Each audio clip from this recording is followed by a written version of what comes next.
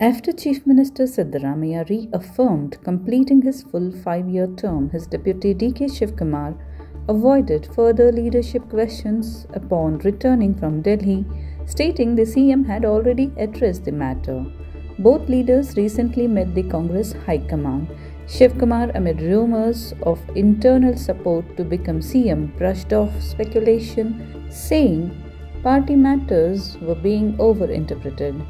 He emphasized that appointments to boards and corporations are in the final stages after consultations with MLAs, and one more round of talks with Delhi leaders will conclude the process. Shiv Kumar also highlighted fruitful discussions with union ministers. Jal Shakti Minister C.R. Patil assured consideration of funds for the Ettinahole project. Discussions also covered Almaty Dam height, Mekedatu clearances, and environmental permissions for the Kalasabanduri project. Shiv Kumar said Goa's objections were being challenged in the Supreme Court. Meanwhile, former CM Baswaraj Bommai questioned the silence of the Congress High Command on leadership assurance, and Home Minister G. Parmeshwara dismissed knowledge of any power sharing agreement, saying no such issue was raised in party meetings.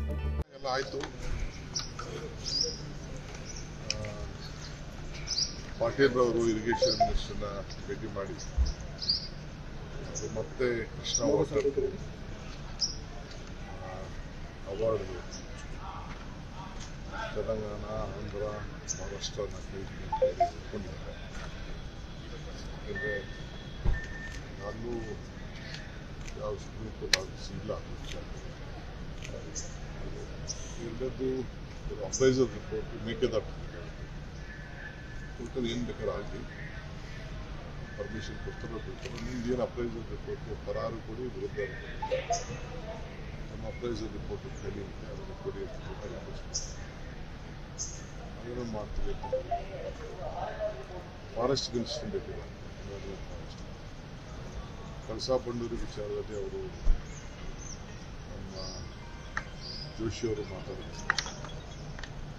ಅವ್ರು ಹೇಳ್ತಾರೆ ರಾಜಿ ಮಾಡ್ತಾರೆ ಅಂತ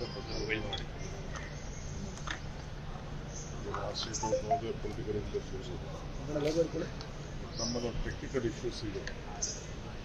ನಮ್ಮಲ್ಲಿ ನಾವೊಂದು supreme court appeal ಮಾಡ್ತೀವಿ, ಅದನ್ನು study ಮಾಡ್ತೀವಿ.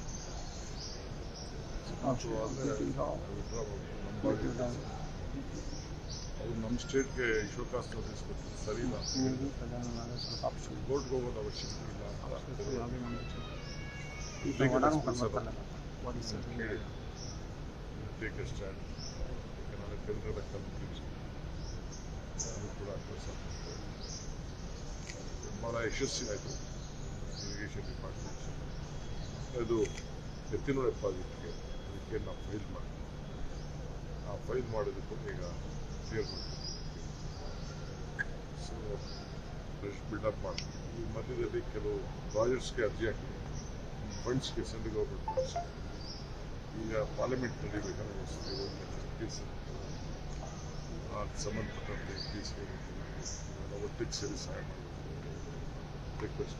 ಸರ್, ಎತ್ತಿನಹೊಳೆ ಯೋಜನೆ ವಿಚಾರವಾಗಿ ಲಕ್ಕೇನಹಳ್ಳಿಯಲ್ಲಿ ಡ್ಯಾಮ್ ಕಟ್ಟೋಕ್ಕೆ ಸಾಕಷ್ಟು ವಿರೋಧ ವ್ಯಕ್ತವಾಗ್ತಿದೆ ಸರ್. ಎಲ್ಲೇ ಏನೇ ಕೆಲಸ ಮಾಡೋದು, ರೋಡ್ ಮಾಡು, ಡ್ಯಾಮ್ ಮಾಡು, ಎಲ್ಲ ಮಾಡು, ಎಲ್ಲ ವಿರೋಧ. ನೀರು ಬೇಕಲ್ಲ, ಎಲ್ಲರೂ ಒಂದು ಕಡೆ ಸ್ಟೋರೇಜ್ ಮಾಡಬೇಕಲ್ಲ. ಎಲ್ಲಿ ಸ್ಟೋರೇಜ್ ಮಾಡೋದು? ಎಲ್ಲೂ 15 ವರ್ಷದಿಂದ ಅದು ಗುರುತಾಗಿದೆ, 15 ವರ್ಷದಿಂದ ಗುರುತಾಗಿದೆ. ಈಗ ಅಲ್ಲೂ ಸ್ವಲ್ಪ ತಗೊಳ್ಳೋದು ಅಂತ ಪಕ್ಕದಲ್ಲೂ ಕೂಡ ಲಕ್ಕೇನಹಳ್ಳಿ ಒಂದೇ ಅಲ್ಲ, ನಾವು ಕೊರಟಗೆರೆನೂ ಕೆಲವು ಭಾಗನ ತಗೋಬೇಕು ಅನ್ನೋದು. ಯಾಕೆ ನೀರು ಹೆಂಗೆ ಹರಿತದೆ ಅಂತ ಹೇಳೋಕ್ಕಾಗಲ್ಲ. ಸೊ ಅದಕ್ಕೆ ನಾವು ಅಲ್ಲೂ ಕೂಡ ಕೆಲವು ಜಾಗ ಹೇಳಿದ್ವಿ. ನಾನು ಪರಮೇಶ್ವರ್ ಹತ್ರ ಟೆಕ್ನಿಕಲ್ ಟೀಮ್ ಕೂಡಿಸ್ಕೊಂಡು ಮಾತಾಡಿದ್ವಿ. ಅಲ್ಲೂ ಕೆಲವು ಜಾಗ ತಗೊಳ್ಳೇಬೇಕು. ಬರೀ ನಾವು ದೊಡ್ಡಬಳ್ಳಾಪುರ ಜಮೀನು ಮಾತ್ರ ತಗೊಳ್ಳೋದು ಅಂತ, ಕೊರಟಗೆರೆ ಜಮೀನು ತಗೊಳ್ಳೇಬೇಕು. ಅದನ್ನು ನೆಕ್ಸ್ಟ್ ಕ್ಯಾಬಿನೆಟ್ಗೆ ನಾನು ಸರ್, ರಾಜಕೀಯವಾಗಿ ಹೈಕಮಾಂಡ್ ಕೂಡ ಭೇಟಿ ಮಾಡಿದ್ರಿ, ರಾಜಕೀಯವಾಗಿ ಏನು ಚರ್ಚೆಗಳಾಗಲಿಲ್ವಾ? ರಾಜಕೀಯ ಏನಾಗ್ತದೆ, ನಮ್ಮ ಕಾರ್ಯಕರ್ತರಿಗೆ ಕೆಲವು ಸ್ಥಾನಮಾನ ಕೊಡಬೇಕು, ಆ ವಿಚಾರ ಚರ್ಚೆ ಮಾಡಿದ್ವಿ.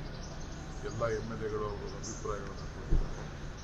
ನಾನು ಫಸ್ಟು ನಮ್ಮ ಪಾರ್ಟಿ ಆರ್ಗನೈಸೇಷನ್ ಕೆಲಸ ಮಾಡಿರೋದು, ತಾಲೂಕು ಮೆಂಬರ್ಗಳು, ಬೋರ್ಡ್ ಚೇರ್ಮನ್ಗಳು, ಕೆಲವು ಹಾಕ್ಕೊಟ್ಟಿದ್ದಾರೆ. ತಾವೆಲ್ಲ ಫಿಟಪ್ ಮಾಡಬೇಕು ಅಂತ ಮಾಡ್ತಿದ್ದೆ. ಇಷ್ಟೊಂದು ಬಂದಿದ್ದಾರೆ.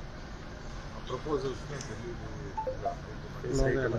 ಇನ್ನೊಂದು ರೌಂಡ್ ಕಳಿಸ್ಬಿಟ್ಟು ಡಿಕೆಶಿ ಅವರಿಗೆ ಕೆಲ ಶಾಸಕರ ಬೆಂಬಲ ಮಾತ್ರ ಇದೆ ಅನ್ನುವಂತ ಹೇಳಿಕೆಯನ್ನ ಸಿಎಂ ಉಲ್ಲೇಖ ಮಾಡಿದ್ದಾರೆ. ನಾನೊಬ್ಬ ಪಕ್ಷದ ಅಧ್ಯಕ್ಷ, ಪಾರ್ಟಿಯವರು ಏನು ಹೇಳಿದ್ದಾರೋ ಬಂದಿದ್ದಾರೆ, ಮುಖ್ಯಮಂತ್ರಿಗಳೇ ಉಲ್ಲೇಖ ಮಾಡಿದ್ದಾರೆ. ಆಮೇಲೆ ಟಿ ವಿ ನೋಡಬೇಕು, ಸ್ವಲ್ಪ ಬಿಸಿ ಇದೆ. ಇದಿಷ್ಟೆಲ್ಲ ಸುಮಾರು 7,000 ಅರ್ಜಿ, 7,000 ಅರ್ಜಿಗೆ 250 ಅರ್ಜಿ ಕರೆದಿದೆ. ಆ ವಿಚಾರ ಸ್ವಲ್ಪ ನಾನು ನೋಡ್ತಾ ಇದ್ದೀನಿ. ಅದು ನೋಡಿದೆ ನಾನು. ಅವ್ರು ಹೇಳಿ ಚೀಫ್ ಮಿನಿಸ್ಟ್ರು ಈಗಾಗಲೇ ಕೆಲವೆಲ್ಲ TV9 ಯಾವುದು ಸ್ಪೋರ್ಟ್ಸಲ್ಲಿ ನೋಡಿದೆ. ಅವ್ರು ಏನು ಹೇಳಬೇಕು ಎಲ್ಲ ನಿಮ್ಮ ಪ್ರಶ್ನೆಗಳಿಗೆಲ್ಲ ಅವರೇ ಉತ್ತರ ಕೊಟ್ಟಿದ್ದಾರೆ. ಸರ್ ಮೊನ್ನೆ ನಾನು ಅವರೇ ಉತ್ತರ ಕೊಟ್ಟಿದ್ದಾರೆ. ಅವ್ರು ಉತ್ತರ ಕೊಟ್ಟು ತಿರ್ಗ ನಾವು ಪದೇ ಪದೇ ಮಾತಾಡೋದು ನಮಗೂ ಸೂಕ್ತ ಅಲ್ಲ, ನೀವು ಕೇಳೋದು ನಿಮಗೂ ಸೂಕ್ತ. ತಾವು ಹೇಳಿದ್ರಿ ಐ ಹ್ಯಾವ್ ನೋ ಆಪ್ಷನ್ಸ್ ಅಂತ. ಈಗಲೂ ಅದೇ ಪರಿಸ್ಥಿತಿ ಇಲ್ಲ ಸರ್? ಈಗಲೂ ಅದೇ ಪರಿಸ್ಥಿತಿಯಲ್ಲಿ ಇದ್ದೀರಾ ಅಂತ? ಹೈಕಮಾಂಡ್ ಭೇಟಿ ಮಾಡಿದ್ರಿ, ಮೊನ್ನೆ ಹೇಳಿದ್ರಿ. ನಿಮ್ಗೆ ಯಾಕೆ ನಮ್ಮ ವಿಚಾರ ಅಷ್ಟೇ ಯಾಕೆ ಗಾಬರಿ ಆಗ್ತದೆ? ಗಾಬರಿ ನಮಗೆ ಇಲ್ಲ. ಅಲ್ಲ, ಡಿಕೆಶಿ ಅವರು ಸಿಎಂ ಆಗ್ಬೇಕಂತೇಳಿ ಬಹಳಷ್ಟು ಜನರ ಕೂಗಿದೆ ಸರ್. ಬಿಡಿ, ನಿಮ್ಮಲ್ಲೂ ಎಷ್ಟೋ ಜನ ನಿಮಗೂ ಏನೋ ಆಸೆ ಇರ್ತದೆ. ನಾನು ಏನು ಇದ್ರ ಬಗ್ಗೆ ಕಾಮೆಂಟ್ ಮಾಡೋದು ಇಲ್ಲ, ಕಾಮೆಂಟ್ ಮಾಡೋಂಥ ಅವಶ್ಯಕತೆ ಇಲ್ಲ. ಮಾತಾಡೋರ ಹತ್ರನೇ ಎಲ್ಲರೂ ಯಾರು ಏನೇನು ಮಾತಾಡಿದ್ದಾರೆ ಅವರೇ ಉತ್ತರ ಕೊಡ್ತಾ ಇದ್ದಾರೆ, ಅವರೇ ಪ್ರಶ್ನೆ ಕೊಡ್ತಾ ಇದ್ದಾರೆ. ನೀವು ಪ್ರಶ್ನೆ ಅವರೇ ಉತ್ತರ ಕೊಡ್ತಾರೆ. ಸದ್ಯಕ್ಕೆ ನಾನು ಯಾವ